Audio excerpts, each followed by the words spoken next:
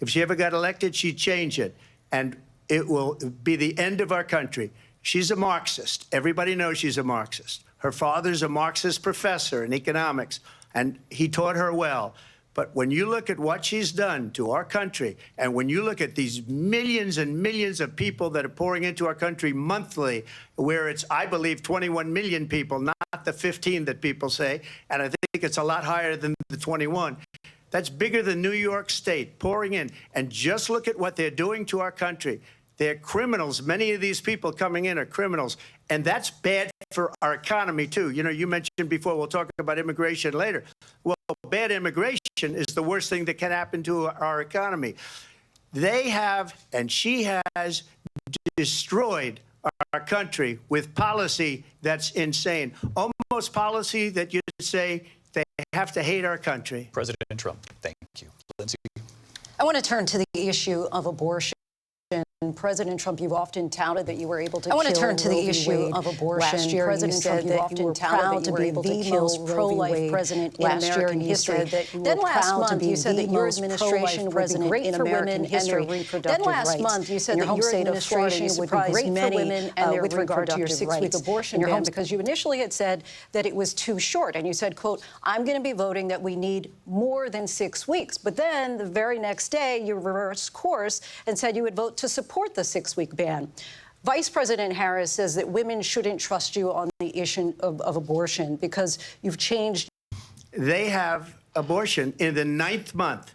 They even have, and you can look at the governor of West Virginia, the previous governor of West Virginia, not the current governor, who's doing an excellent job, but the governor before. He said the baby will be born, and we will decide what to do with the baby. In other words, we'll execute the baby. And that's why I did that, because that predominates, because they're radical. The Democrats are radical in that. And her vice presidential pick, which I think was a horrible pick, by the way, for our country, because he is really out of it.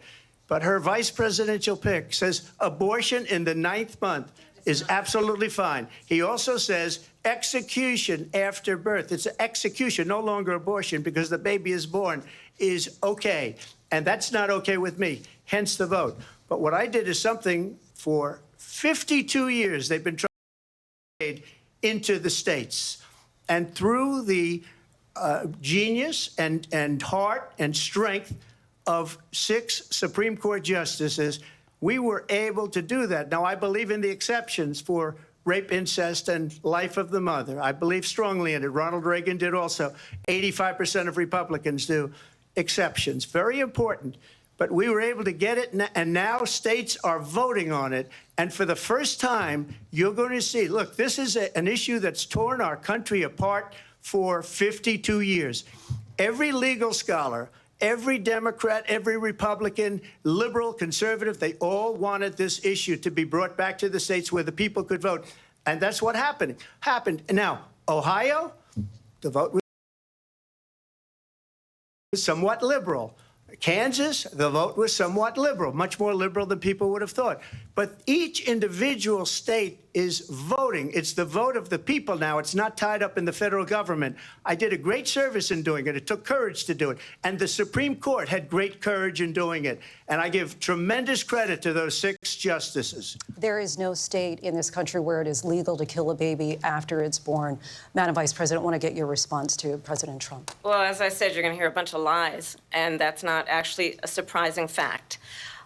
Let's understand how we got here. Donald Trump hand-selected 3 members of the United States Supreme Court with the intention that they would undo the protections of Roe v. Wade. And they did exactly as he intended. And now in over 20 states, there are Trump abortion bans, which make it criminal for a doctor or nurse to provide health care. In one state, it provides prison for life. Trump abortion bans that make no exception even for rape and incest, which understand what that means. A survivor of a crime of violation to their body does not have the right to make a decision about what happens to their body next. That is immoral. And one does not have to abandon their faith or deeply held beliefs to agree. The government, and Donald Trump certainly, should not be telling a woman what to do with her body. I have talked with women around our country. You want to talk about this is what people wanted? Yo. Pregnant women. What's up, y'all? I ain't gonna lie right now. It's a clean go. I ain't really getting too but I ain't gonna talk too much. I'm gonna let them talk. Let's go. Who want to carry a pregnancy to term, suffering from a miscarriage, being denied care in an emergency room because the healthcare providers are afraid they might go to jail, and she's bleeding out in a car in the parking lot? She didn't want that. Her husband didn't want that. A 12 or 13-year-old survivor of incest being forced to carry a pregnancy to term? They don't want that. And I pledge to you, when Congress passes a bill to put back in place the protections of Roe v. Wade, as President of the United States, I will proudly sign it into law. But understand, if Donald Trump were to be reelected, he will sign a national abortion ban. Understand, in his Project 2025, there would be a national abortion, a monitor that would be monitoring your pregnancies, your miscarriages. I think the American people believe that. And there's no reason to sign a ban because we've gotten what everybody wanted. Democrats, Republicans, and everybody else, and every legal scholar wanted it to be brought back into the states. And the states are voting. And it may take a little time, but for 52 years, this issue has torn our country apart. And they've wanted it back in the states. And I did something that nobody thought was possible. The states are now voting. What she says is an absolute lie. And as far as the abortion ban, no, I'm not in favor of abortion ban, but it doesn't matter because this issue has now been taken over by the states. Would you veto a national abortion ban if it came to your desk? Well, I won't have to because, again, two things. Number one, she said she'll go back to Congress. She'll never get the vote. It's impossible for her to get the vote, especially now with the 50-50 and essentially 50-50 in both Senate and the House.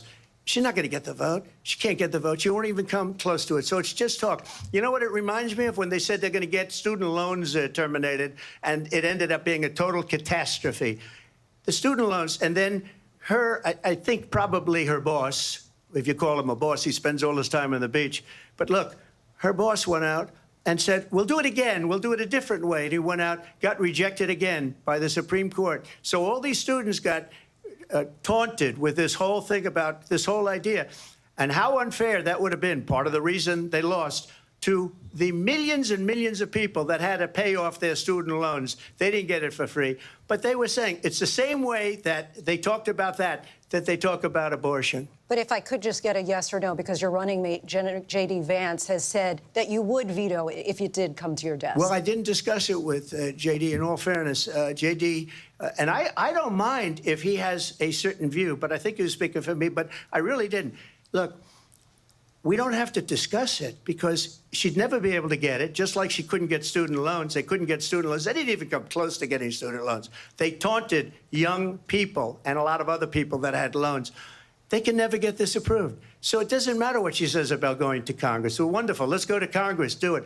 But the fact is that for years, they wanted to get it out of Congress and out of the federal government. And we did something that everybody said couldn't be done. And now you have a vote of the people on abortion. Vice President Harris, I want to give you your time to respond. But I do want to ask, would you support any restrictions on a woman's right to an abortion? I absolutely support reinstating the protections of Roe v. Wade. And as you rightly mentioned, nowhere in America is a woman carrying a pregnancy to term and asking for an abortion. That is not happening. It's insulting to the women of America. And understand what has been happening under Donald Trump's abortion bans.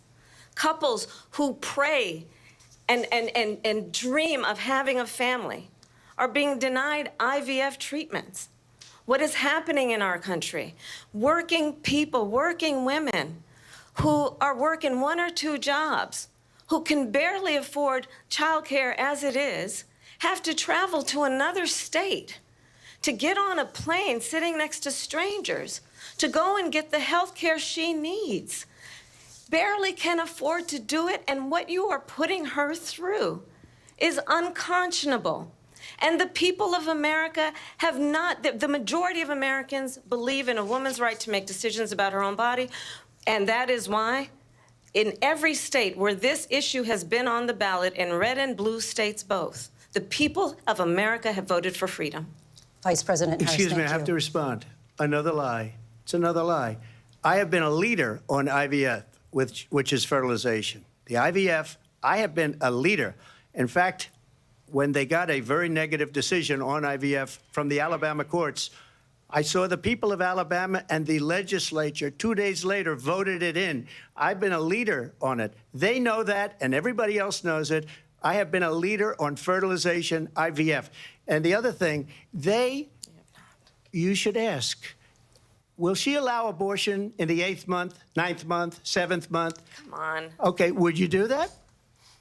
Why don't you ask her that question? Why don't you answer the question? Would you because veto? Under Roe v. Wade, Answer the question, would you veto? you could do abortions in the 7th month, the 8th month, the 9th month, not true. and probably after birth. Just look at the governor, former governor of Virginia. The governor of Virginia said, we put the baby aside, and then we determine what we want to do with the baby. President Trump, thank you. We're going to turn now to immigration and border security. We know it's an issue that's important to Republicans, Democrats, voters across the board in this country. Vice President Harris, you were tasked by President Biden with getting to the root causes of migration from Central America. We know that illegal border crossings reached a record high in the Biden administration. This past June, President Biden imposed tough new asylum restrictions. We know the numbers since then have dropped significantly. But my question to you tonight is, why did the administration wait until 6 months before the election to act? And would you have done anything differently from President Biden on this? So I'm the only person on this stage who has prosecuted transnational criminal organizations for the trafficking of guns, drugs, and human beings. And let me say that the United States Congress, including some of the most conservative members of the United States Senate, came up with a border security bill which I supported. And that bill would have put 1,500 more border agents I ain't on gonna the lie. border. She need to talk about how they got all the migrants over there. For real, this was gonna really give it for her if she gonna win or not. They start talking about them migrants, like, what you gonna do? Because honestly, what you gonna do though? Order to help those folks who are working there right now overtime, trying to do their job. It would have allowed us to stem the flow of fentanyl coming into the United States. I know there are so many families watching tonight who have been personally affected by the surge of fentanyl in our country. That bill would have put more resources to allow us to prosecute transnational criminal organizations for trafficking in guns, drugs, and human beings. But you know what happened to that bill? Donald Trump got on the phone, called up some folks in Congress, and said, kill the bill. And you know why? Because he'd prefer to run on a problem instead of fixing a problem. And understand, this comes at a time where the people of our country actually need a leader who engages in solutions, who actually addresses. I ain't gonna lie, Kamala Harris just dodged that motherfucker. I mean, she dodged that question like a dodgeball. They talking about migrants, she talking about the bill. It's nothing crazy.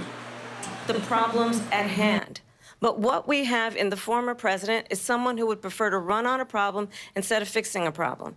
And I'll tell you something, he's going to talk about immigration a lot tonight, even when it's not the subject that is being raised. And I'm going to actually do something really unusual, and I'm going to invite you to attend one of Donald Trump's rallies, because it's a really interesting thing to watch. You will see during the course of his rallies, he talks about fictional characters like Hannibal Lecter. He will talk about windmills cause cancer. And what you will also notice is that people start leaving his rallies early out of exhaustion and boredom. And I will tell you, the one thing you will not hear him talk about is you. You will not hear him talk about your needs, your dreams, and your desires. And I'll tell you, I believe you deserve a president who actually puts you first, and I pledge to you that I will. Vice President Harris, thank you. President Trump, on that point, I want to get your response. Well, I would like to respond. Let me just ask, though, why did you try to kill that bill, and successfully so? That would have put thousands of additional agents and officers on the border. First, let me respond as to the Please. rallies. She said people start leaving. People don't go to her rallies. There's no reason to go. And the people that do go, she's bussing them in and paying them to be there, and then showing them in a different light. So she can't talk about that. People don't leave my rallies. We have the biggest rallies, the most incredible rallies in the history of politics. That's because people want to take their country back. Our country is being lost. We're a failing nation. And it happened 3.5 years ago. And what's going on here, you're going to end up in World War III, just to go into another subject. What they have done to our country by allowing these millions and millions of people to come into our country, and look at what's happening to the towns all over the United States. And a lot of towns don't want to talk. It's not going to be Aurora or Springfield. A lot of towns don't want to talk about it because they're so embarrassed by it. In Springfield, they're eating the dogs, the people that came in. They're eating the cats. They're eating the pets of the people that live there. And this is what's happening in our country, and it's a shame. As far as rallies are concerned, as far as the reason they go is they like what I say. They want to bring our country back. They want to make America great again. It's a very simple phrase, make America great again. She's destroying this country, and if she becomes president, this country doesn't have a chance of success. Not only success, we'll end up being Venezuela on steroids. I just want to clarify here. You bring up Springfield, Ohio, and ABC News did reach out to the city manager there. He told us there have been no credible reports of specific claims of pets being harmed, injured, or abused by individuals within the immigrant community. Well, I've seen people on television. Let me just say here, this is the people on television say my dog was taken and used for food. So maybe he said that, and maybe that's a good thing to say for a city manager. I'm not taking this from television. But the people I'm on taking it from television the city saying manager. their dog was eaten by the people that went there. Again, the Springfield city manager says there's no evidence of that. Vice President Harris, I'll let you respond to the rest of what you've heard. You talk about extreme. You know, this is, I think, one of the reasons why in this election I actually have the endorsement of 200 Republicans who have formerly worked with President Bush, Mitt Romney, and John McCain, including the endorsement of former Vice President Dick Cheney and Congress member Liz Cheney. And if you want to really know the inside track on who the former president is, if he didn't make it clear already, just ask people who have worked with him. His former chief of staff, a 4-star general, has said he has contempt for the Constitution of the United States. His former national security advisor has said he is dangerous and unfit. His former Secretary of Defense has said the nation, the Republic, would never survive another Trump term. And when we listen to this kind of rhetoric, when the issues that affect the American people are not being addressed, I think the choice is clear in this election. President Trump, I'll give you a quick minute to respond here. Thank you, because when I hear that, see, I'm a different kind of a person. I fired most of those people. Not so graciously. They did bad things or a bad job. I fired them. They never fired one person. They didn't fire anybody having to do with Afghanistan and the Taliban and the 13 people who's were just killed, viciously and violently killed. And I got to know the parents and the family. They didn't fire. They should have fired all those generals, all those top people, because that was one of the most incompetently handled situations anybody has ever seen. So when somebody does a bad job, I fire him. And you take a guy like Esper. He was no good. I fired him. So he writes a book. Another one writes a book. Because with me, they can write books. With nobody else can they.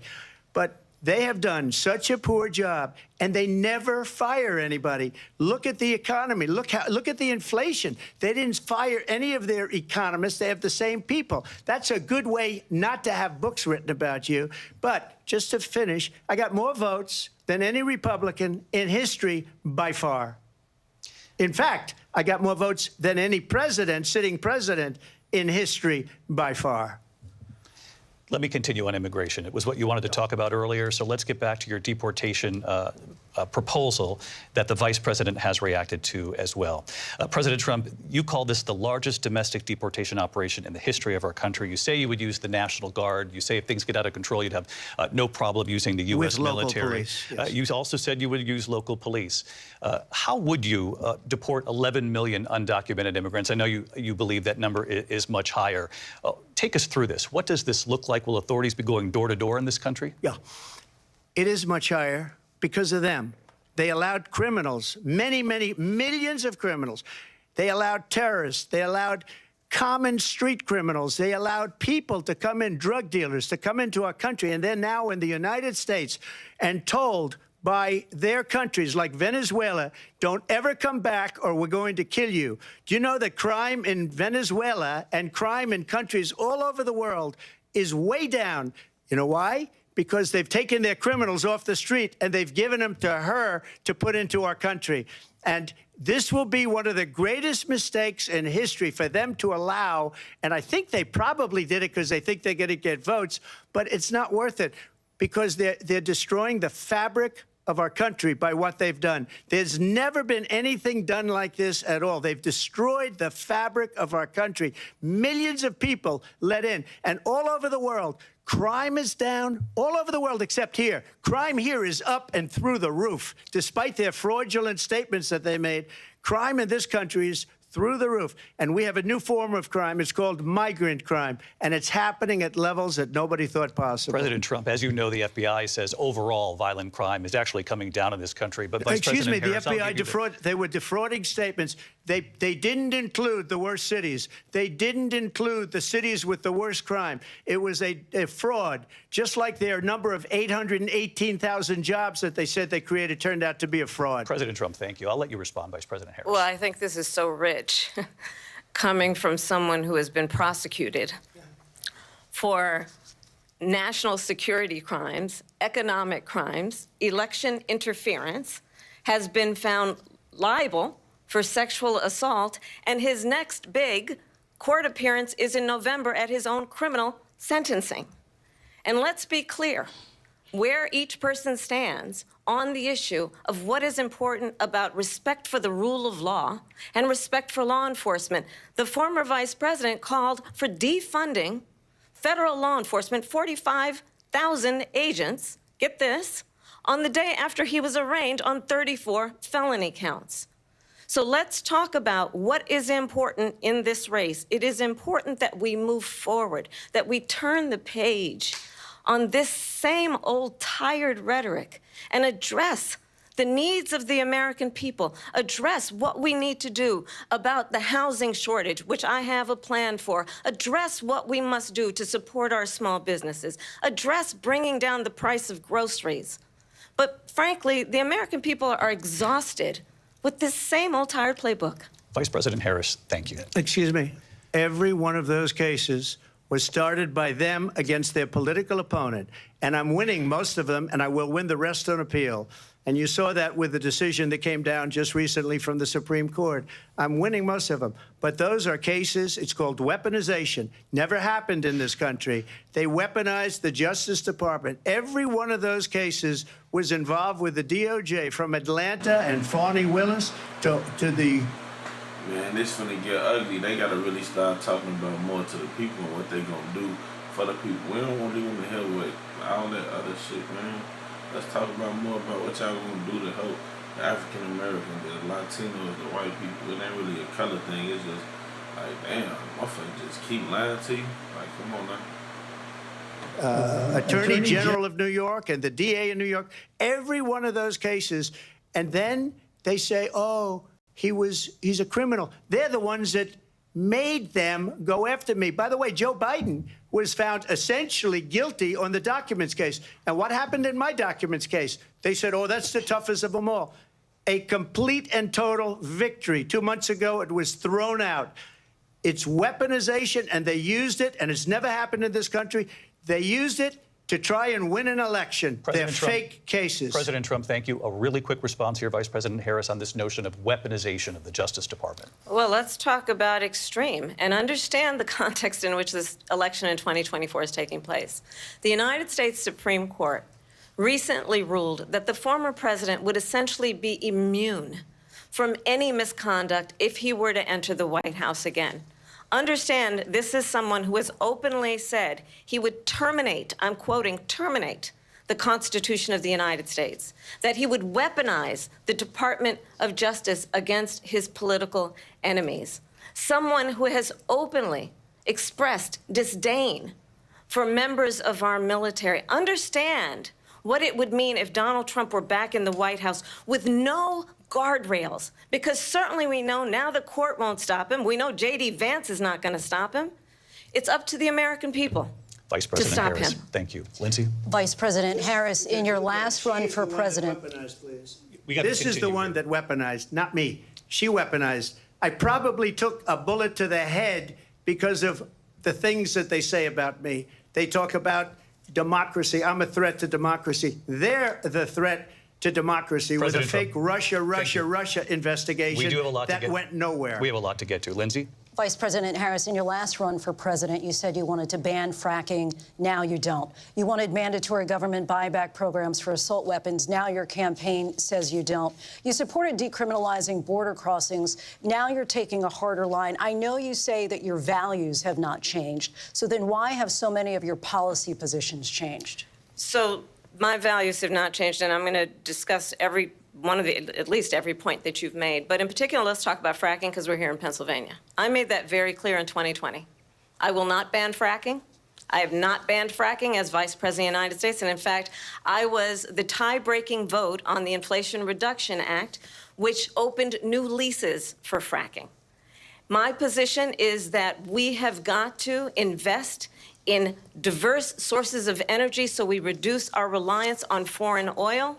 We have had the largest increase in domestic oil production in history because of an approach that recognizes that we cannot over-rely on foreign oil. As it relates to my values, let me tell you, I grew up a middle-class kid raised by a hardworking mother who worked and saved and was able to buy our first home when I was a teenager. The values I bring to the importance of home ownership, knowing not everybody got handed $400 million. Hey, she getting messy. Hey, why Trump looking at her like that, though? That's crazy. The man got the most droopiest face. She said, yeah, she trying to go like she had a hard upcoming.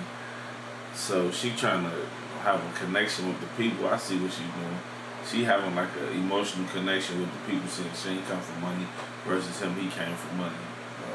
$1 on a silver platter and then file bankruptcy 6 times is a value that I bring to my work, to say we are going to work with the private sector and home builders to increase 3 million homes, increase by 3 million homes by the end of my first term.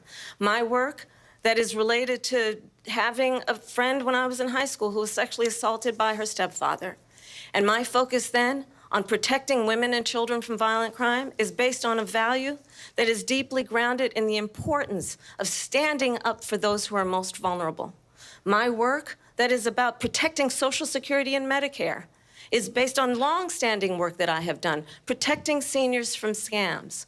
My values have not changed. And what is important is that there is a president who actually brings values and a perspective that is about lifting people up and not beating people down and name-calling. The true measure of the leader is the leader who actually understands the strength is not in beating people down, it's in lifting people up. I intend to be that president. President Trump, your response? First of all, I wasn't given $400 million. I wish I was. My father was a Brooklyn builder, Brooklyn, Queens, and a great father, and I learned a lot from him. But I was given a fraction of that, a tiny fraction, and I built it into many, many billions of dollars, many, many billions. And when people see it, they are even surprised. So we don't have to talk about that. Fracking, she's been against it for 12 years. Defund the police, she's been against that forever. She gave all that stuff up very wrongly, very horribly, and everybody's laughing at it, okay? They're all laughing at it. She gave up at least 12 and probably 14 or 15 different policies. Like, she was big on defund the police. In Minnesota, she went out, wait a minute, I'm talking now, if you don't mind, please. Does that sound familiar? She went out. God, oh my God. Look, she like that. Kamala Harris like that. He just talked to her as like a pimp. Hold on, bitch, I'm talking. You tripping. Hey, he just checked her look. Hey, her white husband, he ain't never talked to her like that.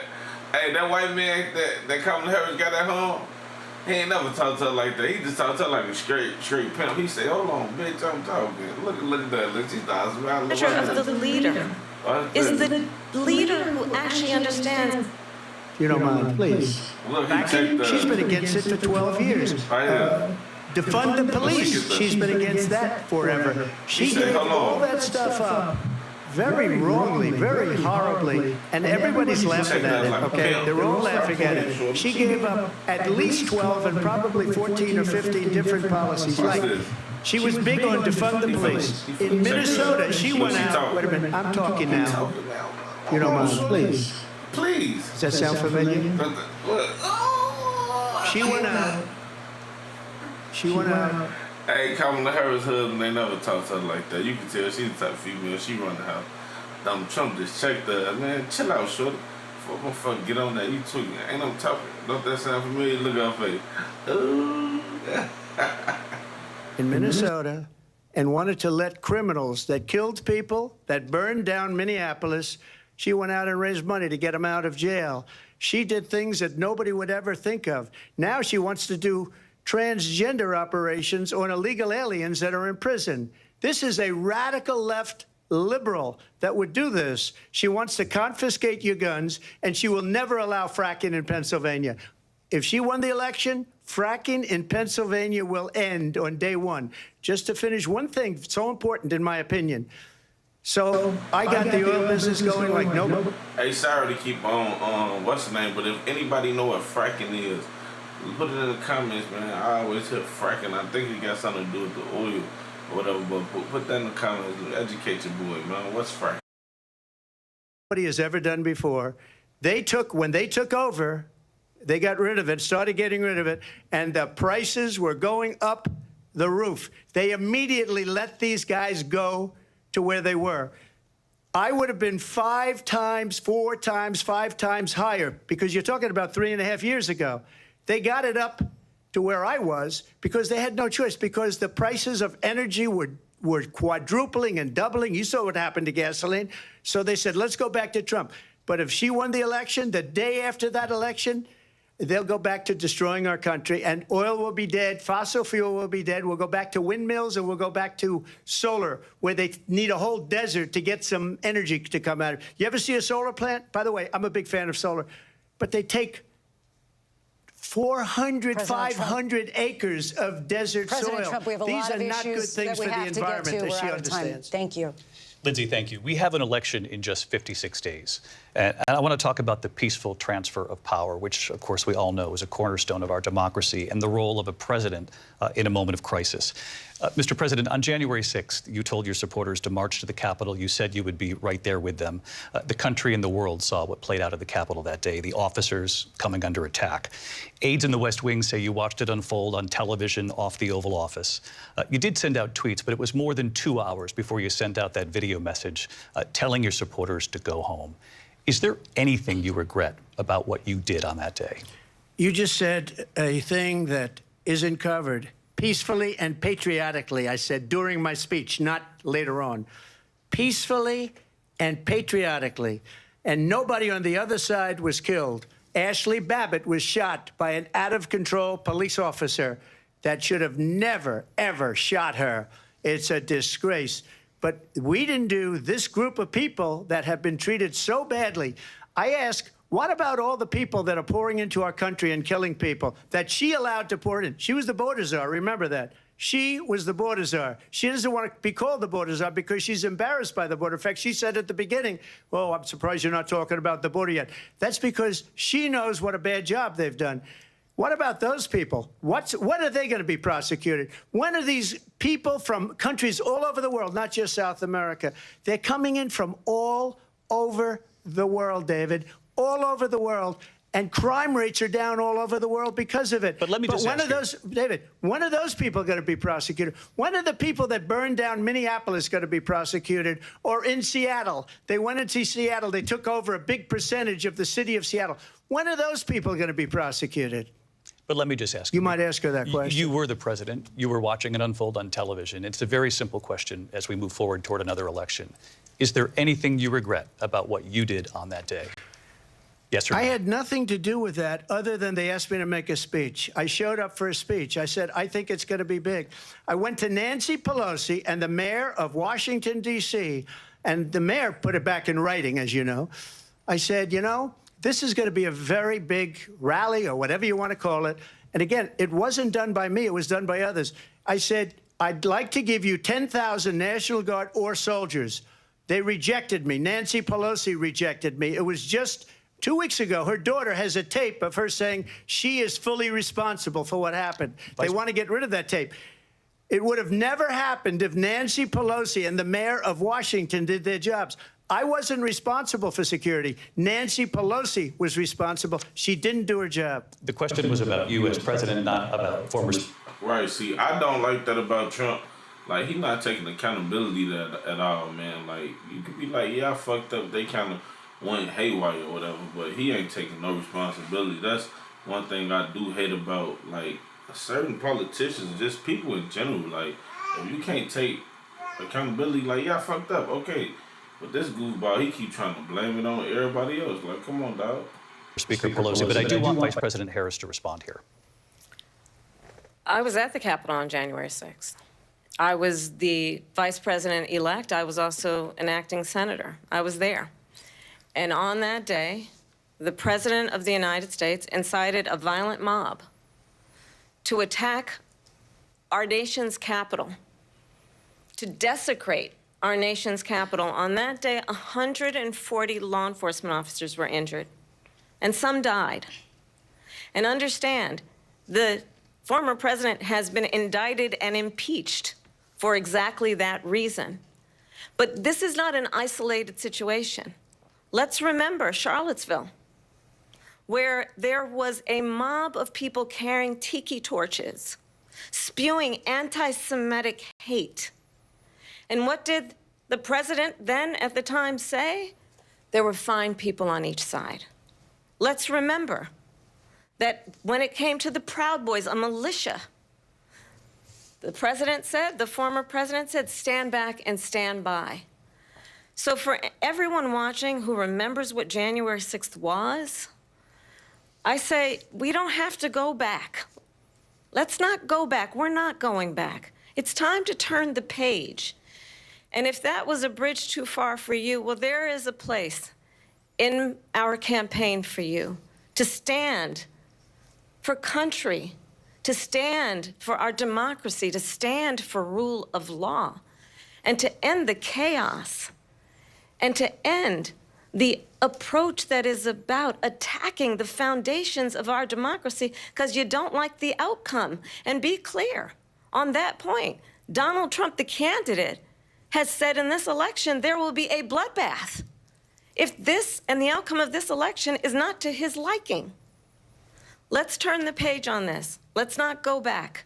Let's chart a course for the future and not go backwards to the past. Let me just follow up here. It was a different term, and it was a term that related to energy because they have destroyed our energy business. That was where bloodbath was. Also, on Charlottesville, that story has been, as you would say, debunked. Laura Ingraham, Sean Hannity, Jesse, all of these people, they covered it. If they go an extra sentence, they will see it was perfect. It was debunked in almost every newspaper, but they still bring it up, just like they bring 2025 up. They bring all of this stuff up. I ask you this. You talk about the Capitol. Why are we allowing these millions of people to come through on the southern border? How come she's not doing anything? And I'll tell you what I would do, and I would be very proud to do it. I would say we would both leave this debate right now. I'd like to see her go down to Washington, D.C. during this debate because we're wasting a lot of time. Go down to, because she's been so bad, it's so ridiculous. Go down to Washington, D.C. and let her sign a bill to close up the border because they have the right to do it. They don't need bills. They have the right to do it. The President of the United States, you'll get him out of bed. You'll wake him up at 4 o'clock in the afternoon. Right. You'll say, come on down to the office. Let's sign a bill. If he signs a bill that the border is closed, all he has to do is say it to the Border Patrol, who are phenomenal, If they do that, the border is closed. Mr. Those President, people are killing many people, unlike J6. We talked immigration here tonight. I do want to focus on this next issue to both of you, because it really brings us this into focus, truth in these times that we're living in. Mr. President, for 3.5 years after you lost the 2020 election, you repeatedly falsely claimed that you won, many times saying you won in a landslide. In the past couple of weeks leading up to this debate, you have said, quote, you lost by a whisker, that you, quote, didn't quite make it, that you came up a little bit short. I said that? Are you now acknowledging that you lost in 2020? No, I don't acknowledge that at all. But I you said did that say sarcastically. That. You know that. It was said, oh, we lost by a whisker. That was said sarcastically. Look, there's so much proof. All you have to do is look at it. And they should have sent it back to the legislatures for approval. I got almost 75 million votes, the most votes any sitting president has ever gotten. I was told if I got 63, which was what I got in 2016, you can't be beaten. The election, people should never be thinking about it. An election is fraudulent. We need two things. We need walls. And we have to have it. We have to have borders, and we have to have are bad. And a lot of these illegal immigrants coming in, they're trying to get them to vote. They can't even speak English. They don't even know what country they're in practically. And these people are trying to get them to vote. And that's why they're allowing them to come into our country. I did watch all of these pieces of video. I didn't detect the sarcasm, lost by a whisker. We didn't quite make it. And we should just point out here as clarification, and you know this, you and your allies, 60 cases in front of many judges, many of them Republican. No judge looked at it. And said they there was said no we didn't have widespread standing. fraud. That's the other thing. A technicality. Can you imagine a system in an election doesn't have standing? The president of the United States doesn't have standing. That's how we lost. If you look, you'll do a special on it.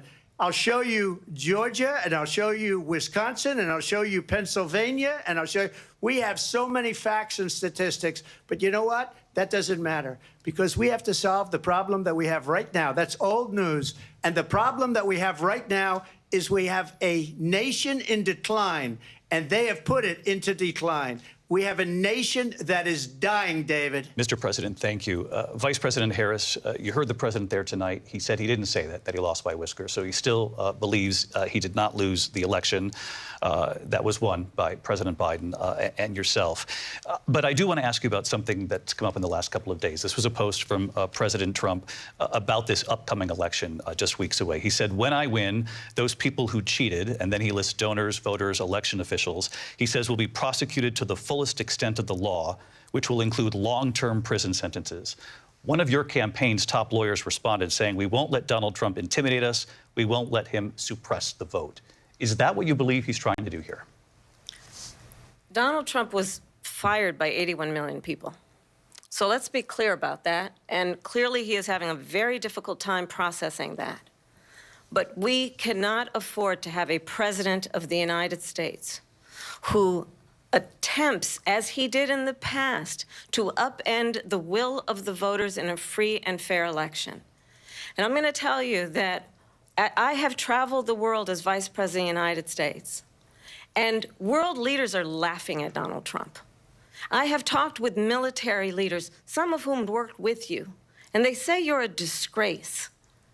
And when you then talk in this way in a presidential debate and deny what over and over again are court cases you have lost because you did, in fact, lose that election, it leads one to believe that perhaps we do not have in the candidate to my right the temperament or the ability to not be confused about fact. That's deeply troubling, and the American people deserve better. I'll give you 1 minute to respond, Mr. President. Let me just say about world leaders. Viktor Orban, one of the most respected men, they call him a strong man. He's a tough person, smart, Prime Minister of Hungary. They said, why is the whole world blowing up? 3 years ago it wasn't. Why is it blowing up? He said, because you need Trump back as president. They were afraid of him. China was afraid, and I don't like to use the word afraid, but I'm just quoting him. China was afraid of him. North Korea was afraid of him. Look at what's going on with North Korea, by the way. He said Russia was afraid of him. I ended the Nord Stream 2 pipeline, and Biden put it back on day one, but he ended the XL pipeline. The XL pipeline in our country, he ended that. But he let the Russians build a pipeline going all over Europe and heading into Germany, the biggest pipeline in the world. Look, Viktor Orban said it. He said the most respected, most feared person is Donald Trump. We had no problems when Trump was president, but when this weak, pathetic man that you saw at a debate just a few months ago, that if he weren't in that debate, he'd be running instead of her. She got no votes. He got 14 million votes. What you did, you talk about a threat to democracy. He got 14 million votes, and they threw him out of office. And you know what? I'll give you a little secret. He hates her. He can't stand her. But he got 14 million votes. They threw him out. She got 0 votes. And when she ran... Hey, look, I ain't gonna lie. I really enjoy them throwing punchlines at each other. It's kind of like watching your old auntie and her boyfriend arguing and shit. They be talking a little bad shit, try to do it professionally, though. Shit funny. She was the first one to leave because she failed. And now she's running. I don't understand it, but I'm okay with it because your time is I think up. we're going to do very well. We've got a lot more to get to. Turning now to the Israel-Hamas war and the hostages who are still being held, Americans among them. Vice President Harris, in December, you said, quote, Israel has a right to defend itself, but you added, quote, it matters how, saying international humanitarian law must be respected. Israel must do more to protect innocent civilians. You said that 9 months ago. Now an estimated 40,000 Palestinians are dead. Nearly 100 hostages remain.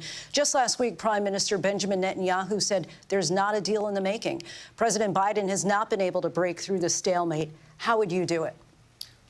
Well, let's understand how we got here. On October 7, Hamas, a terrorist organization, slaughtered 1,200 Israelis. Many of them young people who were simply attending a concert. Women were horribly raped. And so absolutely, I said then, I say now, Israel has a right to defend itself. We would. And how it does so matters. Because it is also true, far too many innocent Palestinians have been killed. Children, mothers. What we know is that this war must end. It must end immediately, and the way it will end is we need a ceasefire deal and we need the hostages out. And so we will continue to work around the clock on that. Work around the clock, also understanding that we must chart a course for a two-state solution. And in that solution, there must be security for the Israeli people and Israel, and in equal measure for the Palestinians. But the one thing I will assure you always, I will always give Israel the ability to defend itself, in particular as it relates to Iran and any threat that Iran and its proxies pose to Israel. But we must have a two-state solution where we can rebuild Gaza, where the Palestinians have security, self-determination, and the dignity they so rightly deserve. President Trump, how would you negotiate with Netanyahu and also Hamas in order to get the hostages out and prevent the killing of more innocent civilians in Gaza? If I were president, it would have never started. If I were president, Russia would have never, ever, I know Putin very well, he would have never, and there was no threat of it either, by the way, for 4 years, have gone into Ukraine and killed millions of people when you add it up, far worse than people understand what's going on over there. But when she mentions about Israel, all of a sudden, she hates Israel. She wouldn't even meet with Netanyahu when he went to Congress to make a very important speech. She refused to be there because she was at a sorority party of hers. She wanted to go to the sorority party. She hates Israel. If she's president, I believe that Israel will not exist within 2 years from now. And I've been pretty good at predictions, and I hope I'm wrong about that one. She hates Israel. At the same time, in her own way, she hates the Arab population because the whole place is going to get blown up. Arabs, Jewish people, Israel. Israel will be gone. It would have never happened. Iran was broke under Donald Trump. Now Iran has $300 billion because they took off all the sanctions that I had. Iran had no money for Hamas or Hezbollah or any of the 28 different spheres of terror. And they are spheres of terror, horrible terror. They had no money. It was a big story, and you know it. You covered it very well, actually. They had no money for terror. They were broke. Now they're a rich nation, and now what they're doing is they're spreading that money around. Look at what's happening with the Houthis and Yemen. Look at what's going on in the Middle East. This would have never happened. I will get that settled and fast, and I'll get the war with Ukraine and Russia ended. If I'm president-elect, I'll get it done before even becoming president. Vice President Harris, he says you hate Israel. That's absolutely not true. I have my entire career and life supported Israel and the Israeli people. He knows that. He's trying to, again, divide and distract from the reality, which is it is very well known that Donald Trump is weak and wrong on national security and foreign policy. It is well known that he admires dictators, wants to be a dictator on day one, according to himself. It is well known that he said of Putin that he can do whatever the hell he wants and go into Ukraine. It is well known that he said when Russia went into Ukraine, it was brilliant. It is well known he exchanged love letters with Kim Jong-un. And it is absolutely well known that these dictators and autocrats are rooting for you to be president again because they're so clear. They can manipulate you with flattery and favors.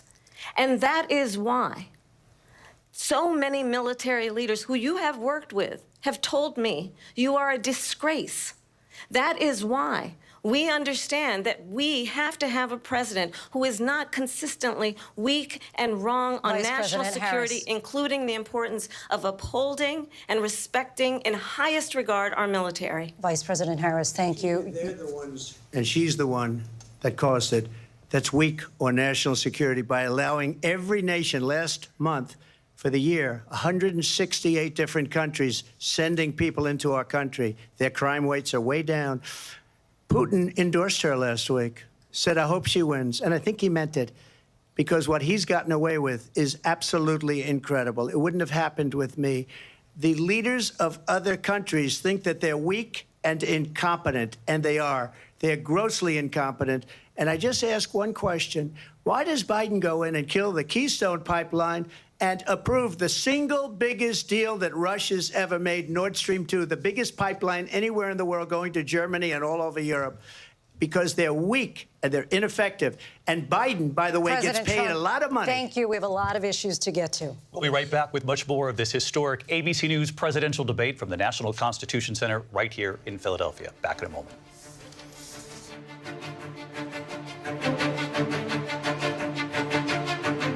The ABC News presidential debate will continue after this.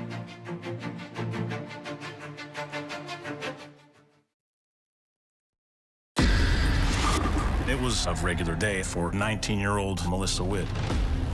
She went to meet her mom at a bowling church league, but she never makes it into the bowling alley. My gut knew this was not a young girl who just ran away. New information and pools of blood were found by detectives. I'd just love to have her back more than anything in the world.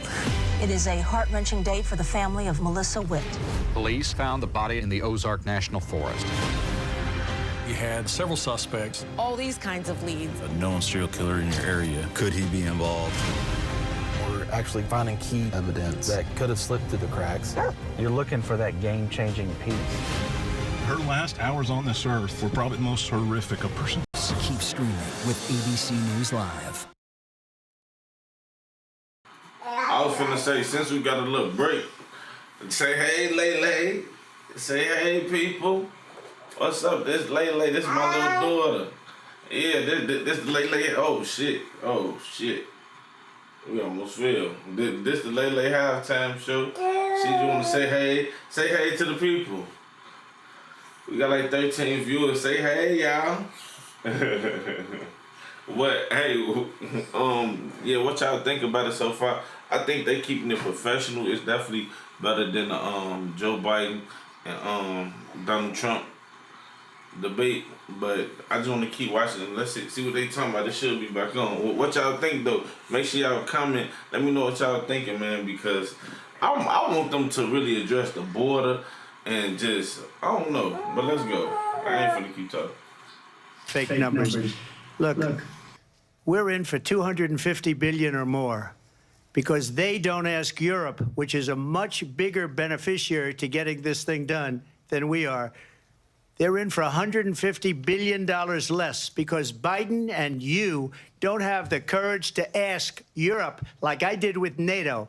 They paid billions and billions, hundreds of billions of dollars when I said, either you pay up or we're not going to protect you anymore. So that's maybe one of the reasons they don't like me as much as they like weak people. But you take a look at what's happening. We're in for 250 to 275 billion. They're into 100 to 150. They should be forced to equalize. With that being said, I want to get the war settled. I know Zelensky very well, and I know Putin very well. I have a good relationship, and they respect your president, okay? They respect me. They don't respect Biden. How would you respect him? Why? For what reason? He hasn't even made a phone call in 2 years to Putin, hasn't spoken to anybody. They don't even try and get it. That is a war that's dying to be settled. I will get it settled before I even become president. If I win, when I'm president-elect, and what I'll do is I'll speak to one, I'll speak to the other, I'll get them together. That war would have never happened. And in fact, when I saw Putin after I left, unfortunately left because our country has gone to hell. But after I left, when I saw him building up soldiers, he did it after I left, I said, oh, he must be negotiating. It must be a good, strong point of negotiation. Well, it wasn't, because Biden had no idea how to talk to him. He had no idea how to stop it. And now you have millions of people dead, and it's only getting worse, and it could lead to World War III. Don't kid yourself, David. We're playing with World War III, and we have a president that we don't even know if he's... Where is our president? We don't even know if he's a president. And just to clarify They threw him out of a campaign like a dog. We don't even know. Is he our president? But we have a president, Mr. President, that doesn't know he's alive. Your time is up. Just to clarify in the question, do you believe it's in the U.S. best interests for Ukraine to win this war? Yes or no? I think it's... Hey, Trump be going, bro. He said, we got a president. Where is the president? This guy don't even know if he alive. Not if he alive. This man crazy. The U.S. best interest to get this war finished and just get it done. All right. Negotiate a deal, because we have to stop all of these human lives from being destroyed. I want to take this to Vice President Harris. I want to get your thoughts on support for Ukraine in this moment, but also as Commander-in-Chief, if elected, how would you deal with Vladimir Putin, and would it be any different from what we're seeing from President Biden? Well, first of all, it's important to remind the former president you're not running against Joe Biden, you're running against me. I believe the reason that Donald Trump says that this war would be over within 24 hours is because he would just give it up. And that's not who we are as Americans. Let's understand what happened here. I actually met with Zelensky a few days before Russia invaded, tried through force to change territorial boundaries, to defy one of the most important international rules and norms, which is the importance of sovereignty and territorial integrity. And I met with President Zelensky. I shared with him American intelligence about how he could defend himself. Days later, I went to NATO's eastern flank, to Poland and Romania. And through the work that I and others did, we brought 50 countries together to support Ukraine in its righteous defense. And because of our support, because of the air defense, the ammunition, the artillery, the javelins, the Abrams tanks that we have provided, Ukraine stands as an independent and free country. If Donald Trump were president, Putin would be sitting in Kyiv right now. And understand what that would mean, because Putin's agenda is not just about Ukraine. Understand why the European allies and our NATO allies are so thankful that you are no longer president, and that we understand the importance of the greatest military alliance the world has ever known, which is NATO, and what we have done to preserve the ability of Zelensky and the Ukrainians to fight for their independence. Otherwise, Putin would be sitting in Kyiv with his eyes on the rest of Europe, starting with Poland. And why don't you tell the 800,000 Polish Americans right here in Pennsylvania how quickly you would give up for the sake of favor and what you think is a friendship with what is known to be a dictator who would eat you for lunch. Vice President Harris, thank you. We've heard from both of you on Ukraine tonight. Afghanistan came up in the last hour. I wanted her to respond to something you said earlier, and I'll give you a minute here. Putin would be sitting in Moscow, and he wouldn't have lost 300,000 men and women, but he would have been sitting in Moscow. Quiet, please. He would have been sitting in Moscow much happier than he is right now. But eventually, you know, he's got a thing that other people don't have. He's got nuclear weapons. They don't ever talk about that. He's got nuclear weapons. Nobody ever thinks about that. And eventually, maybe he'll use them, and maybe he hasn't been that threatening. But he does have that, something we don't even like to talk about. Nobody likes to talk about it. But just so you understand, they sent her to negotiate peace before this war started.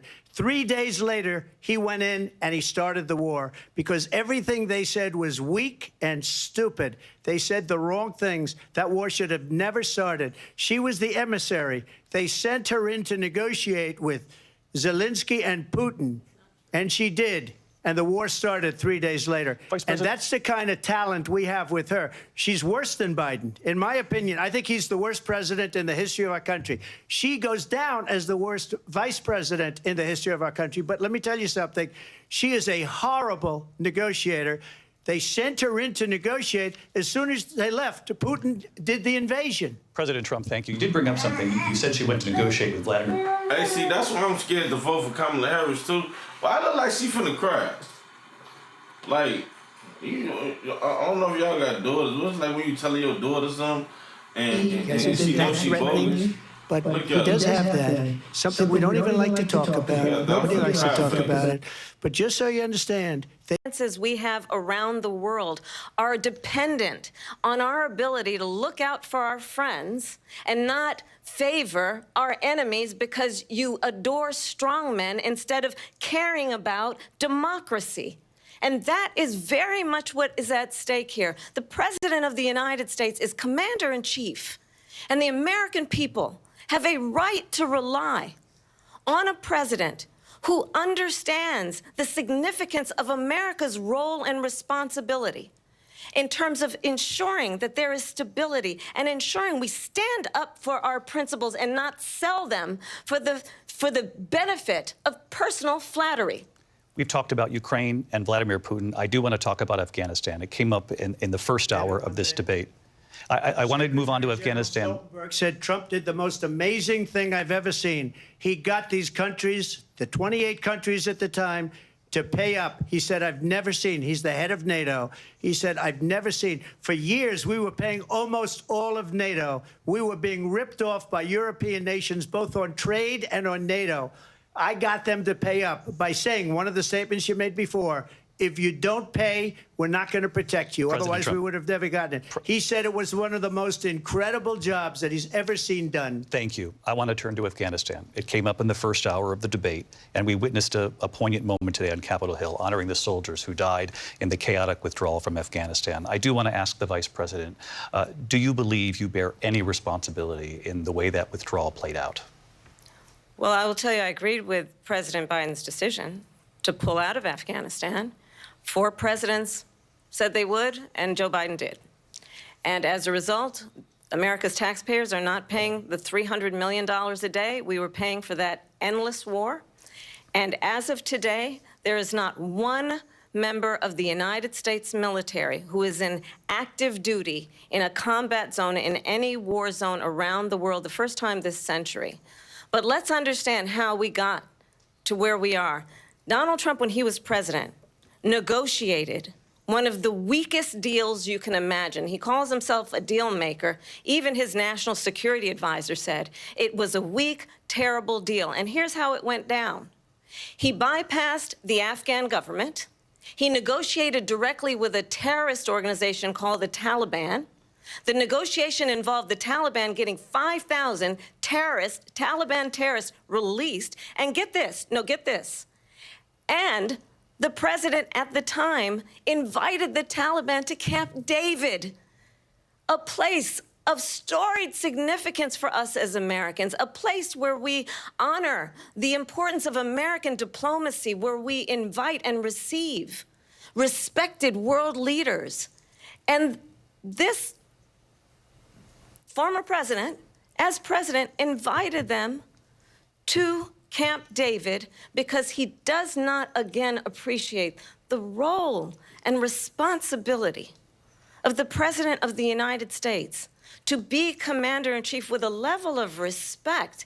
And this gets back to the point of how he has consistently disparaged and demeaned members of our military, fallen soldiers, and the work that we must do to uphold the strength and the respect of the United States of America around the world. Vice President Harris, thank you. President Trump, your response to her saying that you began the negotiations with the Taliban. So if you take a look at that period of time, the Taliban was killing our soldiers, a lot of them, with snipers. And I got involved with the Taliban because the Taliban was doing the killing. That's the fighting force within Afghanistan. They don't bother doing that because, you know, they deal with the wrong people all the time. But I got involved.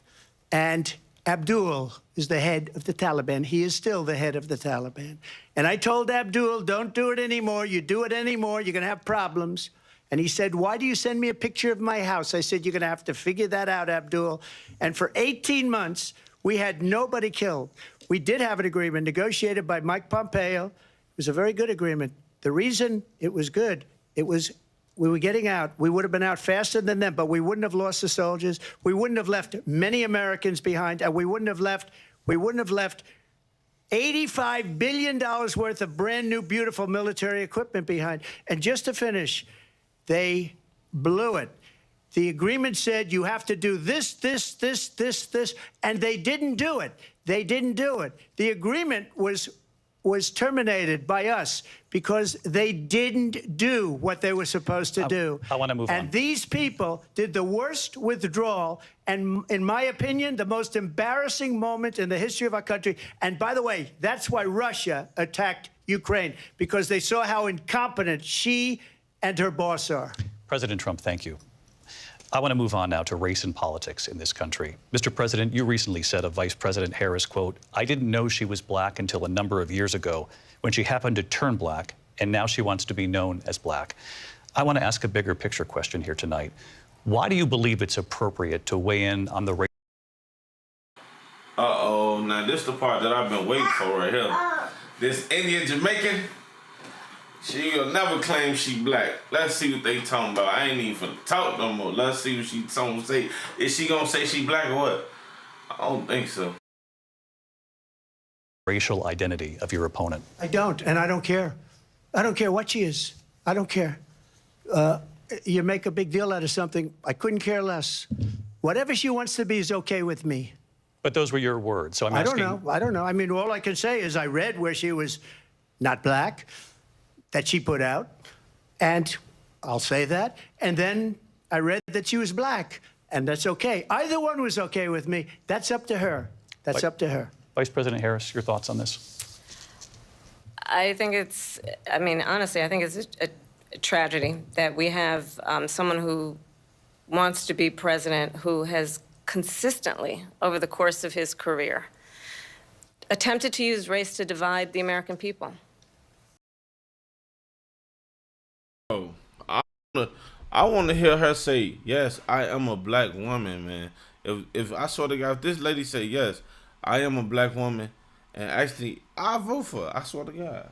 And I don't even want to do it off the unblack shit, but so many black people really got it confused thinking that she for the black people when she claims she's the first black woman. No, this is going to be the first Indian/Jamaican woman to be president, not a black woman. Put Michelle Obama in there. I'll vote. That's a black woman right there. That the vast majority of us know that we have so much more in common than what separates us, and we don't want this kind of approach that is just constantly trying to divide us, and especially by race. And let's remember how Donald Trump started. He was land, he owned buildings, and he was investigated because he refused to rent property to black families. Let's remember, this is the same individual who took out a full-page ad in the New York Times calling for the execution of 5 young black and Latino boys who were innocent, the Central Park 5. Took out a full-page ad calling for their execution. This is the same individual who spread birther lies about the first black president of the United States. And I think the American people want better than that, want better than this, want someone who understands, as I do, I travel our country. We see in each other a friend. We see in each other a neighbor. We don't want a leader who is constantly trying to have Americans point their fingers at each other. I meet with people all the time who tell me, can we please just have discourse about how we're going to invest in the aspirations and the ambitions and the dreams of the American people? Knowing that regardless of people's color or the language their grandmother speaks, we all have the same dreams and aspirations and want a president who invests in those, not in hate and division. Vice President Harris, thank you. Lindsay? President Trump, this is now your third time. This is the most divisive presidency in the history of our country. There's never been anything like it. They're destroying our country, and they come up with things like what she just said. Going back many, many years, when a lot of people, including Mayor Bloomberg, agreed with me on the Central Park Five, they admitted, they said, they pled guilty. And I said, well, if they pled guilty, they badly hurt a person, killed a person ultimately. And if they pled guilty, then they pled, we're not guilty. But this is a person that has to stretch back years, 40, 50 years ago, because there's nothing now. I built one of the greatest economies in the history of the world, and I'm going to build it again. It's going to be bigger, better, and stronger. But they're destroying our economy. They have no idea what a good economy is. Their oil policies, every single policy. And remember this, she is Biden. You know, she's trying to get away from Biden. I don't know the gentleman, she says. She is Biden.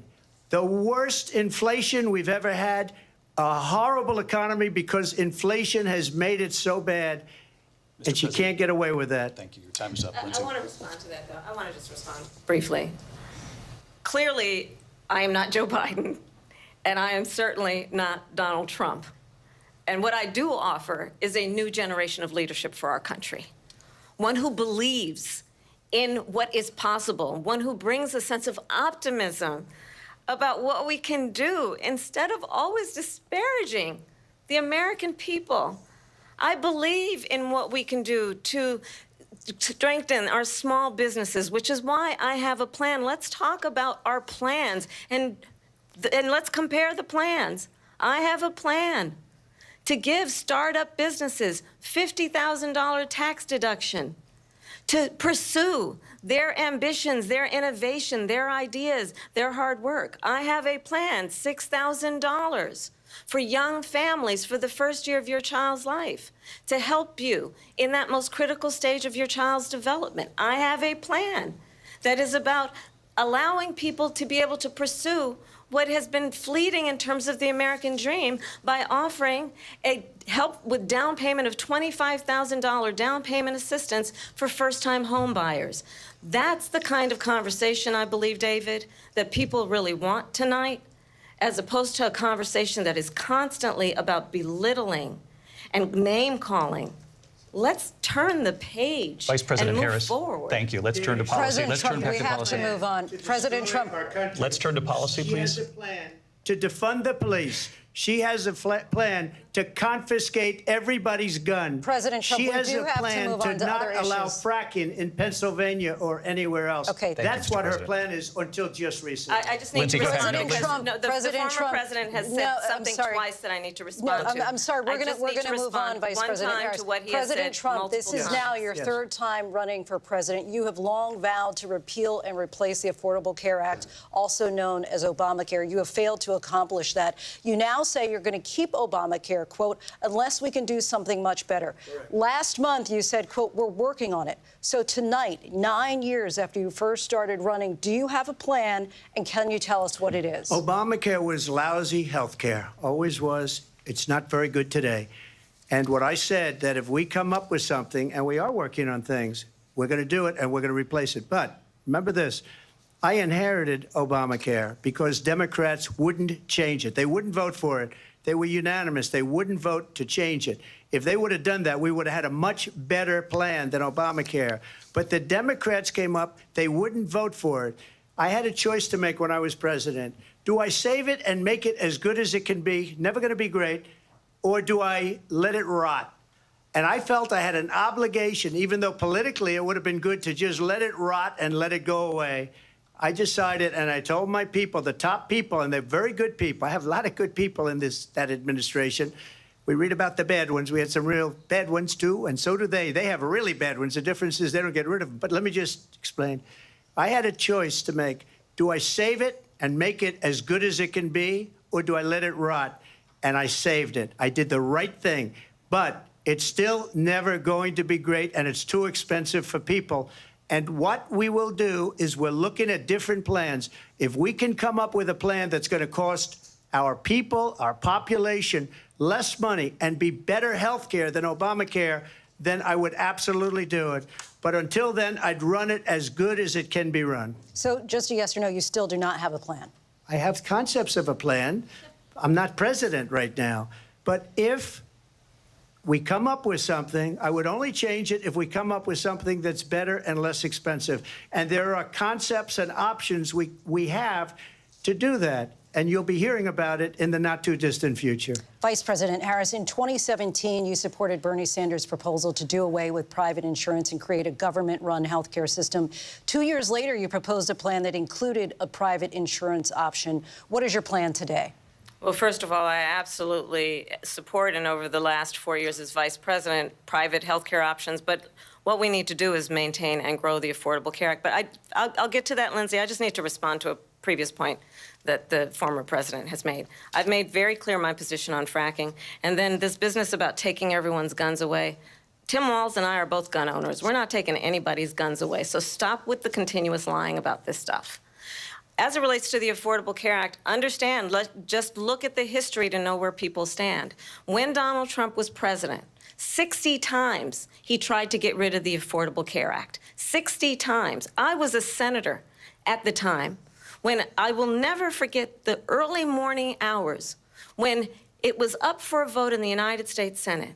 And the late, great John McCain, who you have disparaged as being, you don't like him, you said, at the time because he got caught. He was an American hero. The late, great John McCain, I will never forget that night, walked onto the Senate floor and said, no, you don't. No, you don't. No, you don't get rid of the Affordable Care Act. You have no plan. And what the Affordable Care Act has done is eliminate the ability of insurance companies to deny people with pre-existing conditions. I don't have to tell the people watching tonight, you remember what that was like? Remember when an insurance company could deny if a child had asthma, if someone was a breast cancer survivor, if a grandparent had diabetes? And thankfully, as I've been vice president and we, over the last 4 years, have strengthened the Affordable Care Act, we have allowed for the first time Medicare to negotiate drug prices on behalf of you, the American people. Donald Trump said he was going to allow Medicare to negotiate drug prices. He never did. We did. And now we have capped the cost of insulin at $35 a month. Since I've been vice president, we have capped the cost of prescription medication for seniors at $2,000 a year. And when I am president, we will do that for all people, understanding that the value I bring to this is that access to health care should be a right and not just a privilege of those who can afford it. And the plan has to be to strengthen the Affordable Care Act, not get rid of it. Vice President Harris, in terms of where Donald Trump stands on that. I want to move to an issue that's important for a lot of... She made a mistake.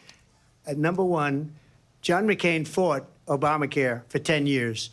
But it wasn't only him. It were all of the Democrats that kept it going. And you know what? We can do much better than Obamacare, much less money. But she won't improve private insurance for people, private medical insurance.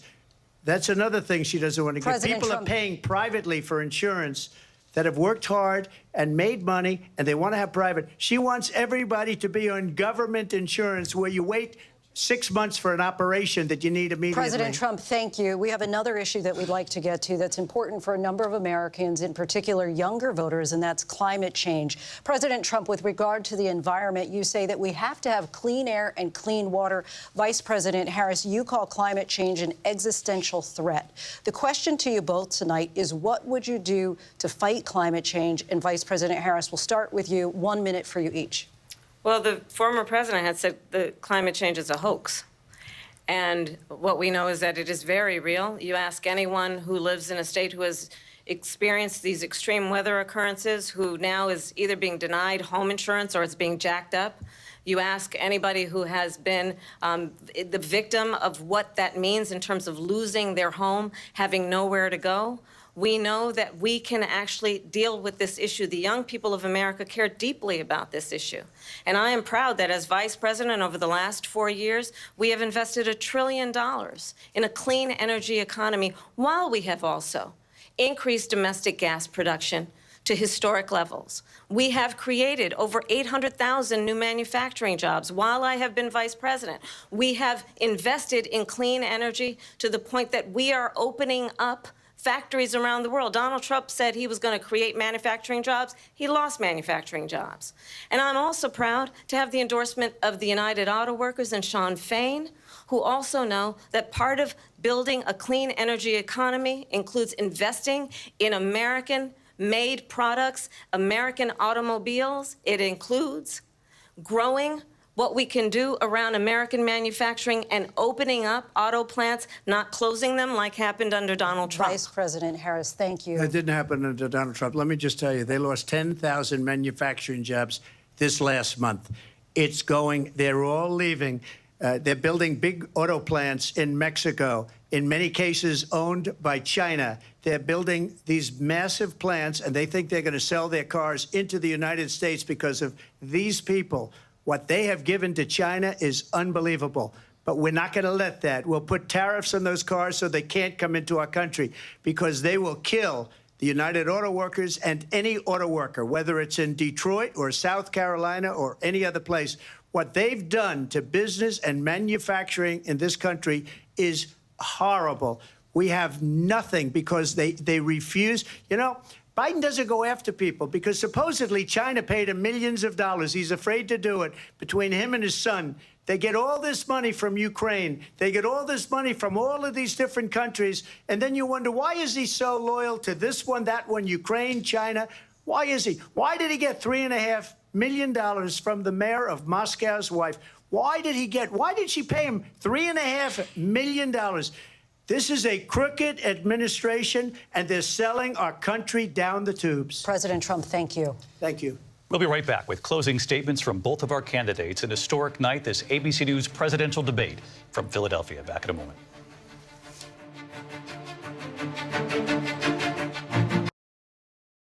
Yeah, man, that's crazy, man. I don't know. So who y'all think winning so far? If you ask me, I'm going to be honest. I think it's a tie. Shit.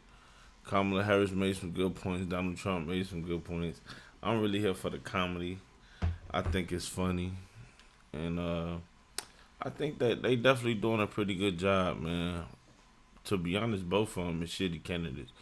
I don't want to vote for neither one of them. But if I would have to pick, it'll probably be drum roll. Kanye West. Hey, they need to put Kanye West back out there at this point. They should have had Trump, Kanye West in the middle, then Kamala Harris, and let them just battle for it. Kanye West crazy than a motherfucker. That motherfucker's really running for president. But no, I don't know, man, because it's like, damn, I just want better for the black community. I just want inflation to go down, taxes to go down. It's fucked up. I ain't gonna lie. Just making like $22 an hour, usually it'd be like, damn, you fake rich. Making $22 an hour today, you broke as hell. I remember like when I was making like $8.25, like back in 2014, 15, motherfuckers making $22, $23. I'm like, damn, you rich, you know what I mean? But now it's like, that shit don't mean nothing. Like, to be honest, you have to make at least, for me to say middle class, what would y'all consider middle class? I would consider middle class as something like, in a household, both two like dude and female living together, I say at least 120, 100, 60,000 a piece, man. Or I would say at least 100,000, man. Because it's tough out here. If you ain't got no link card or no type of resources to like really help you out, it's tough out here, man. It's tough. It's tough. That's why we gotta educate ourselves with better financial literacy and just trying to make it better, because no matter what these presidents do, we still got to take care of ours. We still got to make sure our kids eat and we eat, and, you know, we took care of and we protect ourselves, because at the end of the day, they don't give no fuck. Neither side, to be honest. I'm just watching this shit just for the hell of it. I'm happy that y'all decided to watch it with me, man. I've been having consistent 4-5 viewers. I appreciate it. I never really went live this. Hey, Lay, come here. I never went live this long, but shit, we finna tune back into it. I just wanted to keep y'all entertained on these breaks. Let's make sure that we live. No, we ain't live. So we live right now. We gonna make sure we get it done though. It's Schoolie. Beatles or anything. Well, we didn't fill Shea Stadium. 1985? I think we could have. Let's go. We are heading into the unknown. Oh my gosh. We just saw what no one has seen before. Well, dead ahead. Okay, I guess they still gonna be going on, so I'm gonna go on. But something that I was really looking for, two things that I was looking for from Kamala Harris was, one, and I guess it don't really matter, but I just need her to say I'm black.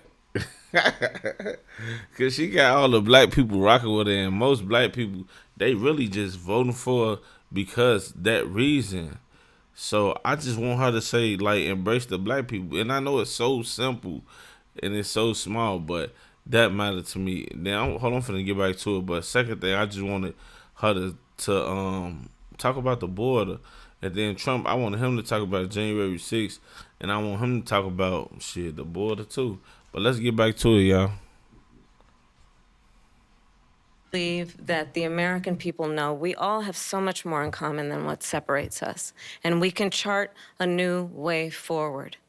And a vision of that includes having a plan, understanding the aspirations, the dreams, the hopes, the ambition of the American people, which is why I intend to create an opportunity economy, investing in small businesses, in new families, in what we can do around protecting seniors, what we can do that is about giving hardworking folks a break and bringing down the cost of living.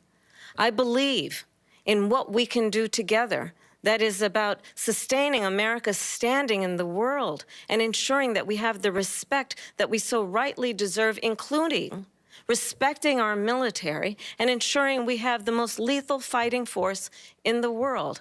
I will be a president that will protect our fundamental rights and freedoms, including the right of a woman to make decisions about her own body and not have her government tell her what to do.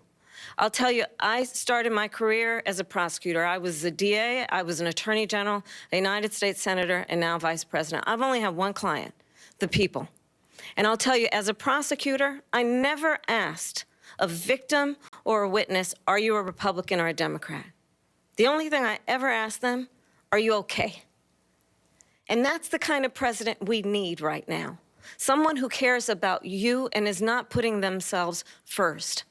I intend to be a president for all Americans and focus on what we can do over the next 10 and 20 years to build back up our country by investing right now in you, the American people. Vice President Harris, thank you. President Trump? So she just started by saying she's going to do this, she's going to do that, she's going to do all these wonderful things. Why hasn't she done it? She's been there for 3.5 years. They've had 3.5 years to fix the border. They've had 3.5 years to create jobs, and all the things we talked about. Why hasn't she done it? She should leave right now, go down to that beautiful White House, go to the Capitol, get everyone together and do the things you want to do, but you haven't done it, and you won't do it because you believe in things that the American people don't believe in. You believe in things like we're not going to frack. We're not going to take fossil fuel. We're not going to do things that are going to make this country strong, whether you like it or not. Germany tried that, and within 1 year, they were back to building normal energy plants. We're not ready for it. We can't sacrifice our country for the sake of bad vision. But I just ask one simple question. Why didn't she do it? We're a failing nation. We're a nation that's in serious decline. We're being laughed at all over the world. All over the world, they're laughed. I know the leaders very well. They're coming to see me. They call me. We're laughed at all over the world. They don't understand what happened to us as a nation. We're not a leader. We don't have any idea what's going on. We have wars going on in the Middle East. We have wars going on with Russia and Ukraine. We're going to end up in a third world war, and it'll be a war like no other because of nuclear weapons, the power of weaponry. I rebuilt our entire military. She gave a lot of it away to the Taliban. She gave it to Afghanistan. What these people have done to our country, and maybe toughest of all, is allowing millions of people to come into our country. Many of them are criminals, and they're destroying our country. The worst president, the worst vice president in the history of our country. President Trump, thank you. And that is our ABC News presidential debate from here in Philadelphia at the National Constitution Center. I'm Lindsay Davis. And I'm David Muir. Thank you for watching here in the U.S. and all over the world, and from all of us here at ABC News. Good night. Man, I appreciate y'all rocking out with me for this debate. I will be doing more content like this, just doing all type of shit, man. Make sure y'all subscribe to my YouTube channel, Facebook. Lock it in with the boy, man. I really do appreciate it, man. I love y'all, and I hope that we was able to get something out of it. Whoever y'all vote for, that they got y'all best interest in. It's your boy Schoolie, man. I'm out.